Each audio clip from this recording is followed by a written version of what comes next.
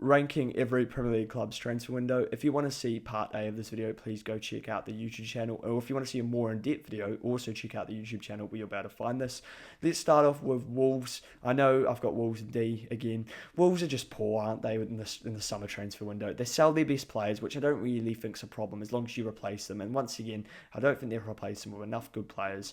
And then what they do is they go, oh, we don't have a good enough squad. Oh, we'll do it in January. And then they usually save themselves and they get out of the relegation zone. And that's what I think will happen again. Manchester City, I know this is a bit of a weird one having D. I just don't think they've addressed the one big problem, and that's centre half. They just haven't addressed it at all. Like, they've brought in great players like Reindeers and Cherokee, but unless they've addressed the centre half, I don't think they've had a good window.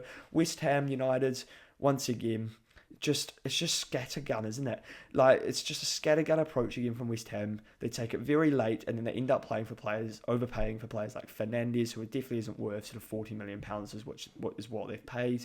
They've also, the one saying I do like though is Al Hadji Diouf, which has probably kept this in a D.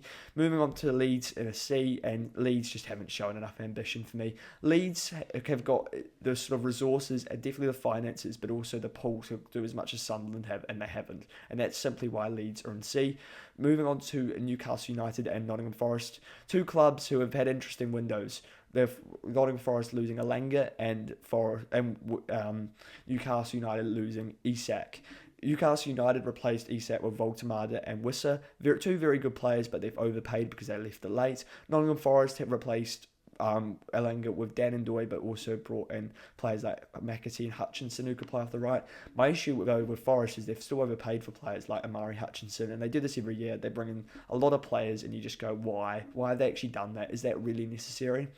Moving on to the A's, and it just has to be Liverpool. Liverpool's the most obvious A of the summer. They've sold well, bought well, and I just think that's easy. I don't even really have to talk about it. It's that good. The Reds are going to win the league again, I am convinced. Then we look at Sunderland. Sunderland are an A because of ambition. Ambition for me was the key thing when looking at each team. If you show ambition, I'm willing to put you high up. And once again, Sunderland have shown ambition. They have outspent a lot of clubs. They've brought in very good players like Granit Xhaka, Gertrude, players that I think will work in the Prem experience. And they've really done better than a club like Leeds, who have as much pull as Sunderland, if not more. And finally, Tottenham Hotspur. Tottenham Hotspur, I really didn't think I'd be putting an A. I thought I was going to put them in about C or D, but then they've really, in the last couple of days, pulled it together, bringing in Xavi Simons and Randall Colomawani. Fair play to Spurs. They really have saved it.